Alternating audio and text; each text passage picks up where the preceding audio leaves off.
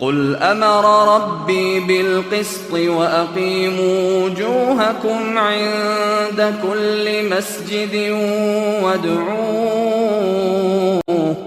وادعوه مخلصین له الدین کما بدأکم تعودون. قل امر ربی بالقسط،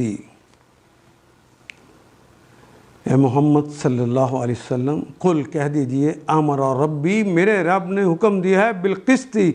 راست بازی کا، انصاف کا حکم دیا ہے، اور حکم دیا ہے وَأَقِيمُوا وَجُوهَكُمْ، وَأَقِيمُوا اور قائم کر لو وجوہکم اپنے چہروں کو، عند کل مسجد،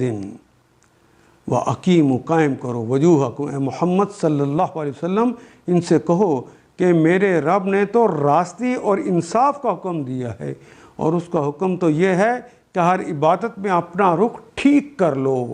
یعنی اپنا رخ، وجہ اپنا چہرہ اپنا کعبہ کی طرف کر لو. اور وَأُدُوهُ، وہ اور دعا اس نے پکارا، یدعو وہ پکارتا ہے یا پکارے گا، ادعو پکارو، ادعوہ اس کو پکارو یعنی اللہ کو پکارو، مخلصین لہ الدین، لا کے لیے ہو اس کے لیے، دین اپنے دین کو اس کے لیے خالص کرتے ہوئے پکارو. کما بدأکم، کما جس طرح اس نے اب پیدا کیا ہے، کم تم سب کو، تعودون آدھا یعودو دوبارہ واپس پلٹا دینا، پھر تم واپس پیدا ایسے ہی کیے جاؤ گے. قل امر ربی بالقسط، وہ اللہ کی طرف سے ہیں،